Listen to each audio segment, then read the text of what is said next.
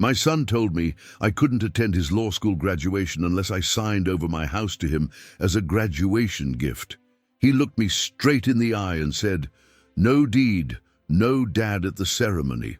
2 weeks later, when every student, professor and parent at Northwestern Law School was reading about his extortion attempt on a 40-foot billboard right outside the campus gates, Daniel learned that some lessons aren't taught in law school. If you've ever raised an entitled child who thought your love came with a price tag, pour yourself something strong and buckle in, because this story's about to get legendary. I'm Chuck Henderson, and at 68 years old, I discovered that sometimes the best way to teach your adult children about consequences is to make sure the entire world can see their true character.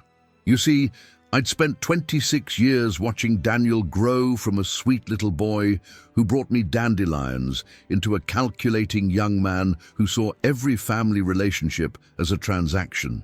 Law school had taught him how to negotiate, how to leverage, how to find pressure points and exploit them for maximum advantage. What it hadn't taught him was that some people don't respond well to blackmail, especially when that person is the father who sacrificed everything to put him through school. Daniel had been circling my property like a shark for months, making comments about how the house was too big for me, how I'd be happier in a retirement community, how it would be smart estate planning to transfer ownership before I got too old to make good decisions. Each conversation was carefully crafted to plant seeds of doubt about my competence and independence. But the final demand came with a deadline that took my breath away. 3 weeks before his graduation ceremony, Daniel and his girlfriend Madison showed up at my door with a folder full of legal documents and an ultimatum that would have made a mob boss proud.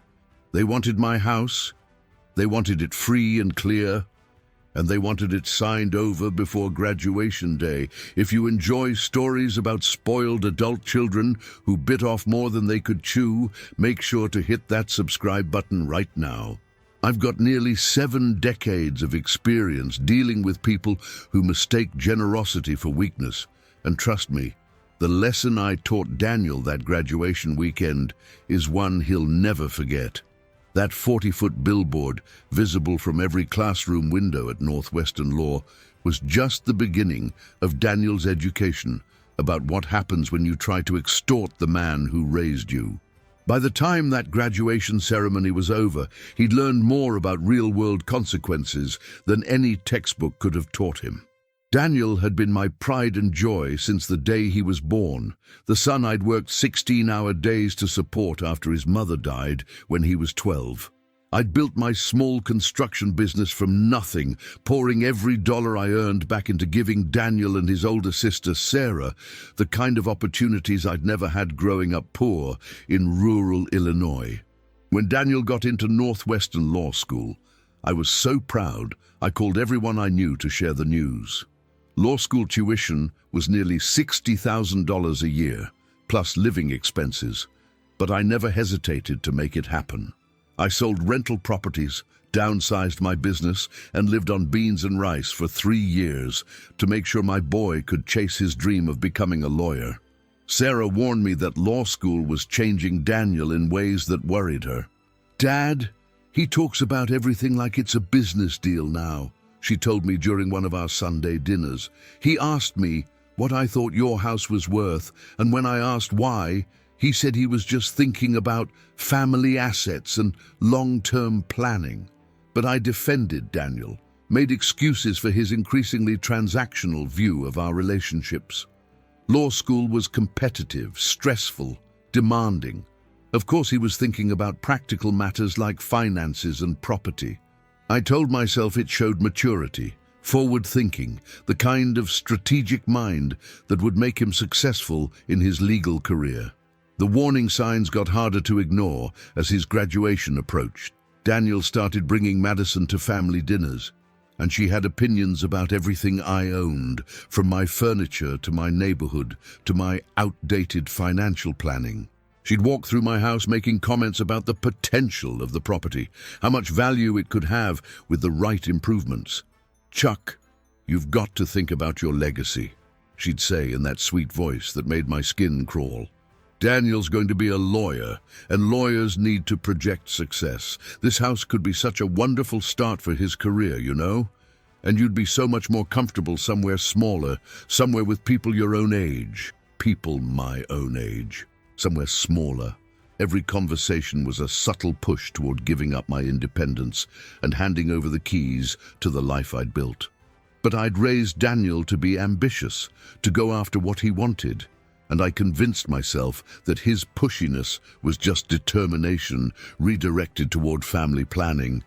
Looking back now, I can see how they'd been working together to wear down my resistance, to make me feel selfish for wanting to keep my own home, to frame their greed as concern for my well-being.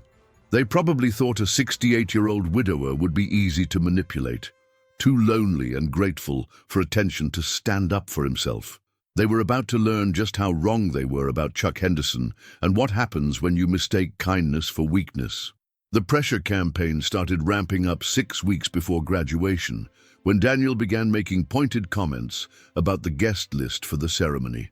"Dad, I can only get 2 tickets for family," he'd say casually. "I hope you understand if I have to prioritize the people who've been most supportive of my future, most supportive of his future. Like 26 years of love, sacrifice, and $60,000 a year in tuition wasn't supportive enough. Like the man who'd given up his retirement dreams to fund his legal education, somehow needed to prove his dedication to Daniel's success." Sarah was furious when she found out about the ticket situation. "He's playing games with graduation invitations now?" she asked during one of our phone calls. "Dad, Daniel has 6 tickets allocated to him. I checked with my friend who graduated from Northwestern last year. He's lying to create artificial scarcity. Creating artificial scarcity. Making me compete for the privilege of attending my own son's graduation. But when I confronted Daniel about the discrepancy, he had a smooth explanation ready. Dad, things have changed since Sarah's friend graduated. Plus, Madison's parents are flying in from California, and I promised her family they'd be included. Madison's family. People who'd known Daniel for 8 months were apparently more important than the father who'd raised him for 26 years. But I swallowed my hurt and asked what I needed to do to secure my place at the ceremony that I'd literally paid for with decades of hard work. That's when Daniel dropped the first hint about what he really wanted. "Well, Dad, it would mean a lot to me if you could show some confidence in my future. You know, maybe make a gesture that proves you believe in what I'm going to accomplish as a lawyer. A gesture, proving I believed in his future." The language was carefully chosen, designed to make me feel like my love was in doubt, like I needed to demonstrate my faith in his success through some tangible sacrifice. When I asked what kind of gesture he had in mind, his answer chilled me to the bone. "I've been thinking about what would really help me start my career on the right foot," Daniel said, his voice taking on the measured tone he'd learned to use in moot court.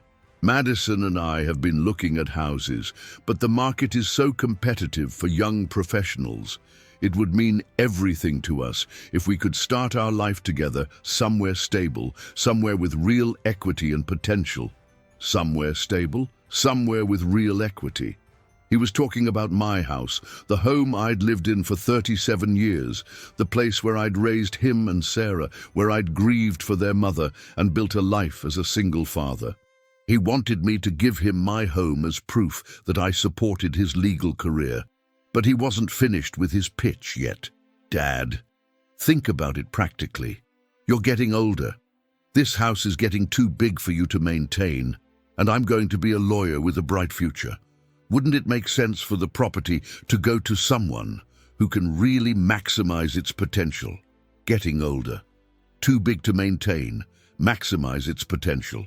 Every word was chosen to make me feel like I was holding back progress, standing in the way of his success, too selfish and short-sighted to see the bigger picture of what was best for the family. That night, I sat in my kitchen and realized my son had just presented his opening argument for why I should voluntarily give up my home to subsidize his lifestyle. And if I was hearing an opening argument, that meant Daniel was preparing for a much more aggressive negotiation than I'd anticipated. The ultimatum came exactly 3 weeks before graduation, delivered with all the cold precision of a legal brief. Daniel and Madison arrived at my house on a Sunday evening, carrying a leather portfolio and wearing expressions that belonged in a boardroom, not a family living room. "Dad, we need to have a serious conversation about your decision," Daniel began, spreading documents across my coffee table like he was presenting evidence to a jury. "Graduation is coming up fast, and I need to know where you stand on supporting my transition into professional life." Supporting his transition, not celebrating his achievement, not sharing in his joy, but supporting his transition with my house as collateral. The documents spread across my table told the whole story: property transfer forms, deed paperwork, even a power of attorney agreement that would give Daniel control over my other assets. "Daniel, what is all this?" I asked, though I already knew the answer would break my heart. "These are the papers that will transfer the house to Madison and me as a graduation gift," he said matter-of-factly. "It's really the most practical solution for everyone involved. You get to make a meaningful contribution to my future. We get the stability we need to start our careers, and you get the peace of mind that comes from knowing your property is in good hands." Good hands.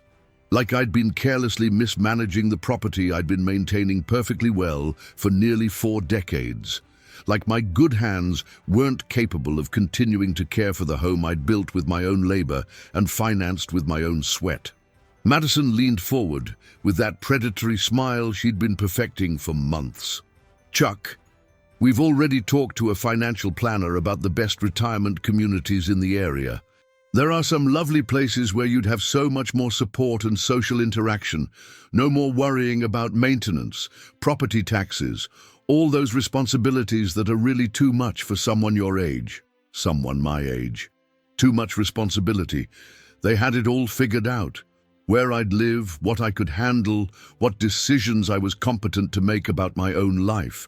The only thing missing was my signature on their documents and my cooperation with their timeline.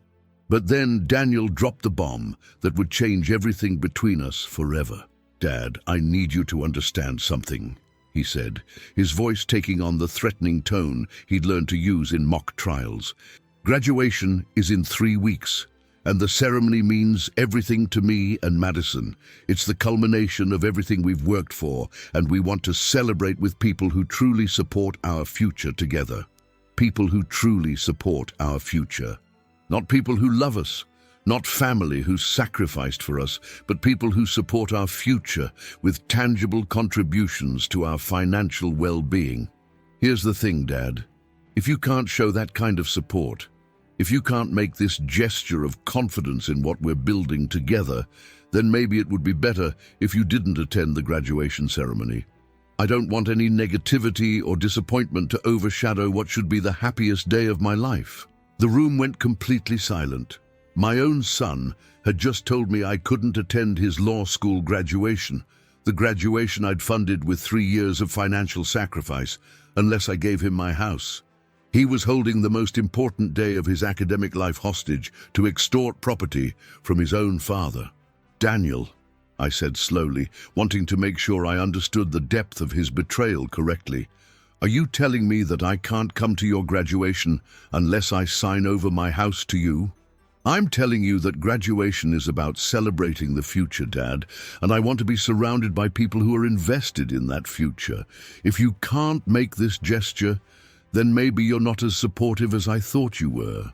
That night, after they left with their unsigned documents and their ultimatums, I sat alone in my kitchen and realized I didn't recognize the man my son had become.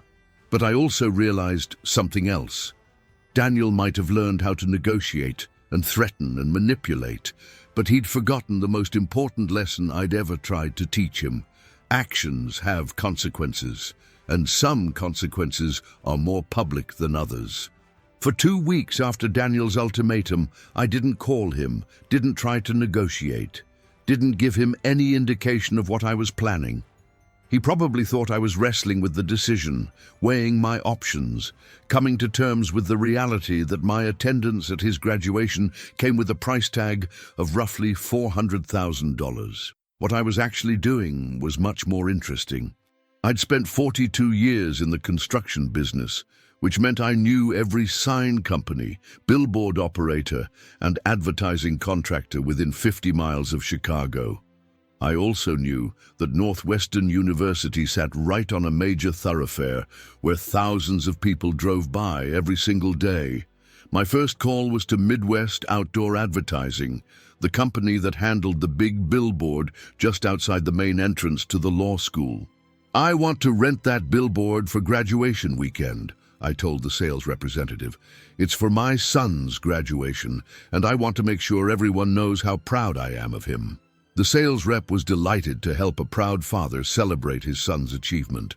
When I told her I wanted the billboard to go live the morning of graduation and stay up for a full week, she practically guaranteed it would be the most visible congratulations message in Chicago. Next, I called Sarah and told her everything. The ultimatum, the documents, the threat to exclude me from graduation unless I surrendered my house. My daughter was furious, but she was also impressed when I told her my plan for responding to Daniel's extortion attempt. "Dad, are you sure you want to go nuclear like this?" she asked. "Once you put this up on a billboard, there's no taking it back. Everyone will know what Daniel tried to do." "Sarah, that's exactly the point," I replied. "Your brother thinks he can threaten and manipulate me because he assumes I'll be too embarrassed to tell anyone what he's really like. Well, he's about to learn that I'm not embarrassed by his behavior. He should be." The hardest part was writing the message for the billboard. I went through dozens of drafts, trying to find the right tone. Disappointed but not bitter, informative but not cruel, public but not vindictive. Finally, I settled on something that captured exactly what Daniel had done, while still acknowledging his academic achievement. The message read, "Congratulations, Daniel Henderson, on your law degree. Your father is proud of your academic success. Even though you said sign over your house or don't come to my graduation, love, the dad you tried to extort. Chuck Henderson." When I submitted the final text to the billboard company, the sales representative called me back personally. "Mr. Henderson, I have to ask, is this message accurate? Did your son really say that to you?" "Every word is true," I told her, "and I have witnesses who heard him say it. Sir, I've been in advertising for 20 years, and I have never seen a message like this. Are you absolutely sure you want to proceed?" I was sure, more sure than I'd been about anything in years. Daniel wanted to play hardball, wanted to use graduation as leverage to get what he wanted from me. Well, graduation was about to become more memorable than he'd ever imagined, just not in the way he was expecting. The billboard went live at 6 a.m. on graduation morning, and by 7 a.m., my phone was ringing off the hook. The first call came from Sarah, who was laughing so hard she could barely speak. "Dad, I'm driving past the law school right now, and there's already a crowd of people taking pictures of the billboard. This is incredible. Daniel's going to die when he sees this." The second call came from my neighbor, who'd heard about the billboard on the local morning radio show. Apparently the DJ had driven by on his way to work, seen the message, and decided it was the best family drama story he'd heard all year. By 8 a.m., half of Chicago knew about the law student who'd tried to extort his father's house as a graduation gift. But the call I was really waiting for came at 8:47 a.m. Daniel's voice was shaking with rage when I answered the phone. "Dad, what the hell have you done? There's a billboard outside my school calling me an extortionist. Everyone is staring at me, taking pictures, asking questions. You've humiliated me in front of my entire class." "Daniel," I said calmly, "I haven't called you an extortionist. I've simply shared what you told me, that I couldn't attend your graduation unless I signed over my house. Those were your exact words, weren't they? You can't do this. This is defamation. I'm going to sue you for damaging my reputation." "Son, truth is an absolute defense to defamation. Everything on that billboard is completely accurate. You did say I couldn't come to your graduation unless I gave you my house. You did try to extort property from your own father. I'm just making sure everyone knows what kind of lawyer you're going to be." The silence on the other end of the phone lasted almost 30 seconds. When Daniel spoke again, his voice had lost all its legal authority and sounded like the scared little boy he used to be. "Dad, you don't understand. The law firm partners are going to see this. My job offers are going to get pulled. You're destroying my career before it even starts." "Daniel, I'm not destroying your career. Your character is destroying your career. Your willingness to extort family members is destroying your career. Your belief that you can threaten people into giving you what you want is destroying your career. I'm just making sure everyone knows who they're really dealing with." By noon, the story had gone viral on social media. Law students from Northwestern were posting pictures of the billboard with captions like, "When keeping it real goes wrong," and "Plot twist, Dad has receipts." And the law school's official Facebook page was flooded with comments from people sharing their own stories of entitled adult children trying to manipulate elderly parents. At 2 p.m., just 2 hours before the graduation ceremony, Daniel called one last time.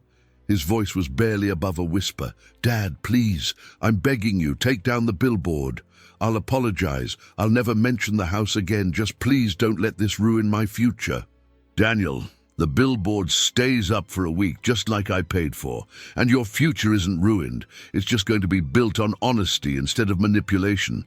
Maybe that's not such a bad thing." I went to his graduation anyway, sitting in the parking lot across the street where I could see the ceremony but didn't need a ticket. The billboard loomed above us all, a 40-foot reminder that some lessons can't be learned in law. That was 6 months ago, and the billboard became the most famous graduation gift in Northwestern Law School history. The story was picked up by news outlets, shared millions of times on social media, and turned into a cautionary tale about entitlement meeting consequences. Daniel did graduate, but 3 job offers were quietly withdrawn after firms saw the billboard story. Law firms don't like hiring associates who try to extort family members. The character and fitness evaluation for the Illinois bar exam was particularly interesting, from what I heard through Sarah. He's working now for a small personal injury firm specializing in car accidents, making about 1/3 of what he would have earned at prestigious corporate firms. Madison broke up with him 2 months after graduation, deciding that a boyfriend with a damaged reputation wasn't worth the social media embarrassment. Meanwhile, I'm still living happily in my house, now famous throughout Chicago's legal community as the house that launched 1,000 billboards.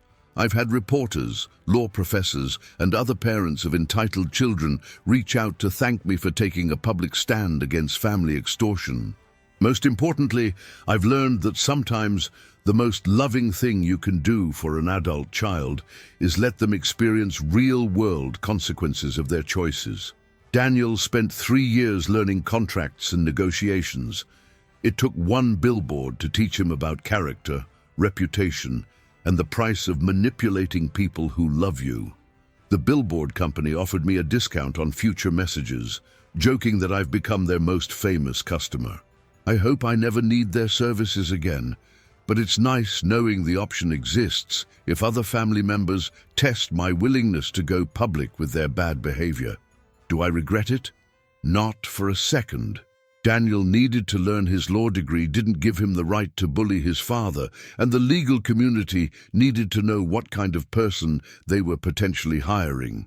And if this story inspired you to set boundaries with manipulative relatives, hit that subscribe button. Remember, folks, family love shouldn't come with a price tag, and when it does, sometimes the best response is a billboard that makes sure everyone knows the real price of their affection. In car accidents and slip-and-fall cases, making about 1/3 of what he would have earned at the prestigious corporate firms that originally wanted to hire him. Madison broke up with him 2 months after graduation, apparently deciding that a boyfriend with a damaged reputation wasn't worth the social media embarrassment. Meanwhile, I'm still living happily in my house, which is now famous throughout the Chicago legal community as the house that launched 1,000 billboards. I've had reporters, law professors, and even other parents of entitled adult children reach out to thank me for taking a public stand against family extortion. The house itself has never been more secure. I've updated my will to leave it to Sarah, who actually appreciates what it represents, instead of just calculating its market value. I've also included a special clause that specifically disinherits anyone who attempts to use threats, manipulation, or emotional blackmail to claim property that isn't rightfully theirs. Most importantly, I've learned that sometimes the most loving thing you can do for an adult child is to let them experience the real-world consequences of their choices. Daniel spent 3 years in law school learning about contracts, negotiations, and leverage. It took one billboard to teach him about character, reputation, and the price of trying to manipulate the people who love you. The billboard company has offered to give me a discount on any future messages I want to display, joking that I've become their most famous customer. I told them I hope I never need their services again, but it's nice to know the option is there if any other family members decide to test my willingness to go public with their bad behavior. Do I regret it? Not for a second. Daniel needed to learn that his law degree didn't give him the right to bully his father, and the legal community needed to know what kind of person they were potentially hiring. Sometimes the most educational consequences are the most public ones. Have you ever had an adult child who thought they could manipulate you into giving them something expensive? Have you ever been threatened or blackmailed by family members who assumed you'd be too embarrassed to tell anyone about their behavior? Share your story in the comments below. Sometimes we all need to know that standing up to entitled family members isn't just possible, it's necessary. And if this story inspired you to set boundaries with manipulative relatives, hit that subscribe button. I've got 68 years of experience dealing with people who mistake generosity for weakness, and I'm always happy to share what I've learned. Remember, folks, family love shouldn't come with a price tag, and when it does, sometimes the best response is a billboard that makes sure everyone knows the real price of their affection.